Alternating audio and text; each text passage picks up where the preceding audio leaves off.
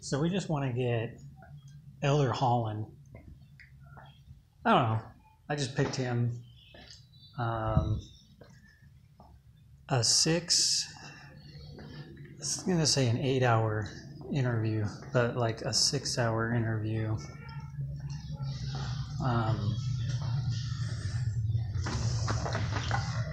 So I want to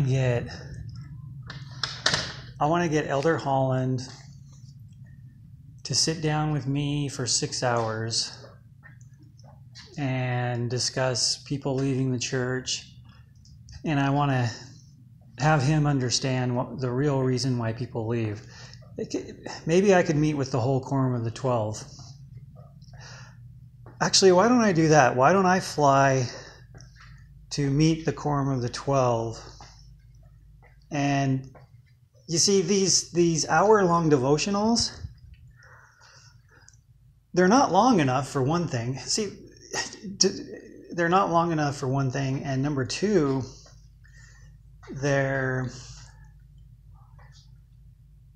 it's just one man's opinion. It's not a discussion. If that makes sense. So I think that that's what should happen. I mean, I could do it, but anybody else could do it, where an ex-Mormon sits down with the quorum of the 12 and discusses for the whole day.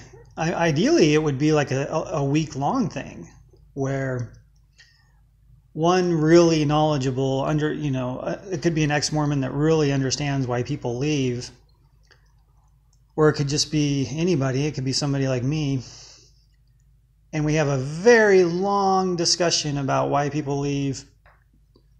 Because if you're really a prophet and you really care about the families in Utah, then you would do that. But what else are they doing? What are they doing? What are the apostles doing? What are they spending their time doing? Families are fighting each other. One person in the family is leaving. It's causing distress. And so, so I would like to meet with the whole quorum of the 12 for a week. But you know what? They ain't got time. They don't have time for people. Elder Renlund doesn't have time.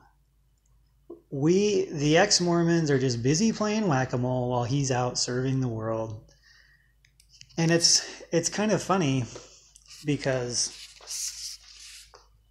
if you think about it,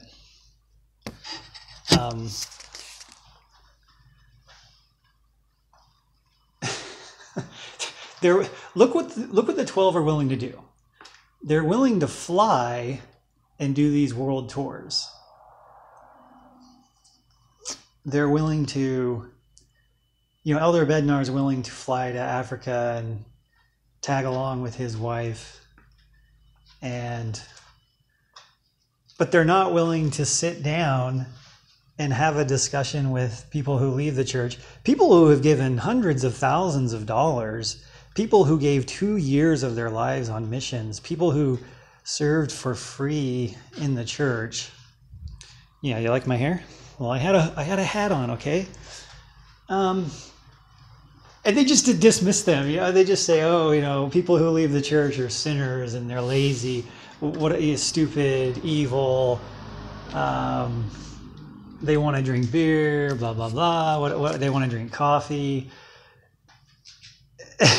And it's like, okay, even if you believe that, even if you thought that was true, still have a conversation.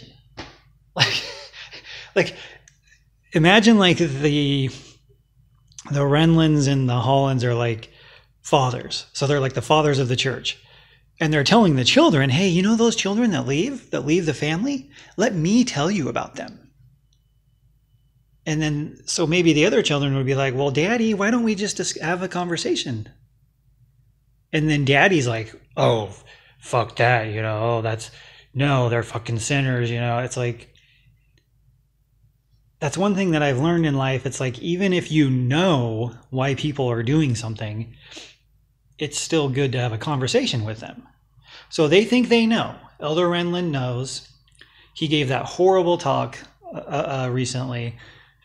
Elder Holland thinks he knows. Elder Oaks thinks he knows. Elder Oaks thinks Joseph Smith didn't do anything wrong in his life. So what we need to do is we need to have, and we could have it on BYU TV. Heck, you know what it could be? It could be General Conference. General Conference is what, 12 hours? So that could be General Conference. It could be, okay, everybody stay home, nobody come to the conference center. And it would just be a broadcast discussing why people are leaving the church.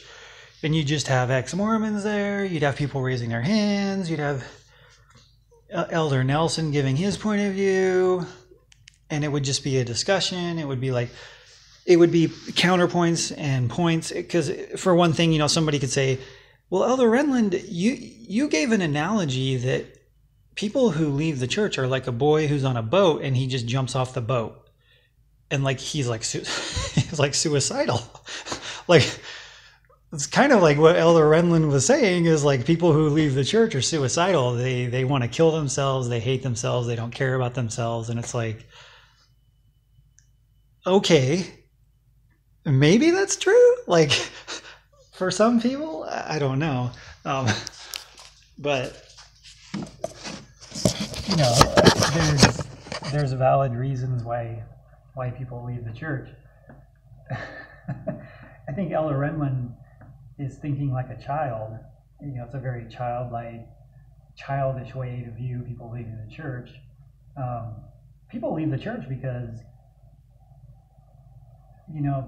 they find out about View of the Hebrews, and they find out about Oliver Cowdery being related to Ethan Smith. And they find out that Brigham Young was abusive. Brigham Young sending the Dixie Saints down to St. George, that was really abusive. So part of it is people see polygamy as being abusive. And the funny thing is if you see polygamy as being abusive in 2019, do they have a problem with that? The apostles? The fathers of the church? Because the people during the time of polygamy saw it as abusive.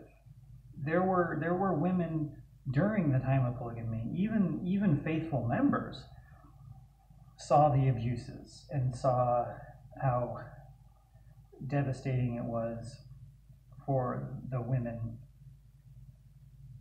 And the cover-ups and the lies. There's cover-ups in the church, and so there just needs to be.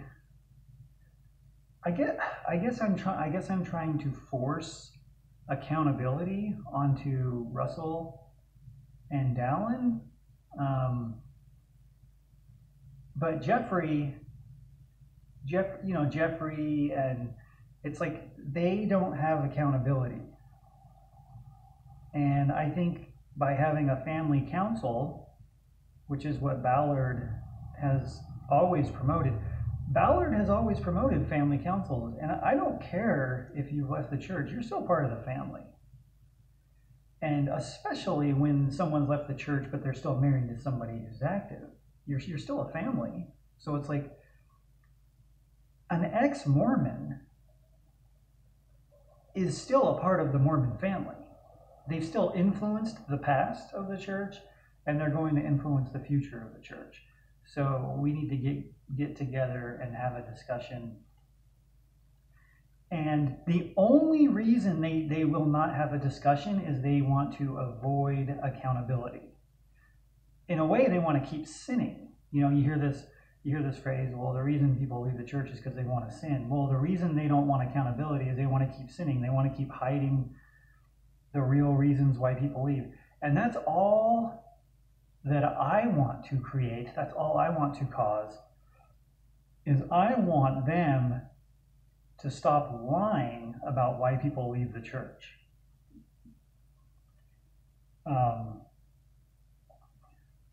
In my own experience, I have left the church because I have read history and I've seen abuses. So the abuses is like the core of why I'm leaving the church. But there's other things. There are other things. Joseph Smith lied about certain things. People after Joseph Smith have lied about Joseph Smith. So there's tons of lies. There's historical issues. And it's on and on. I mean, there's literally an unlimited number of reasons why the church is false. But for a believing member, they could say, well, there's an unlimited number of reasons why the church is true. So it would be good to get together and have a discussion. And it doesn't have to end well. It doesn't have to end with a conclusion. It doesn't have to be resolved. I think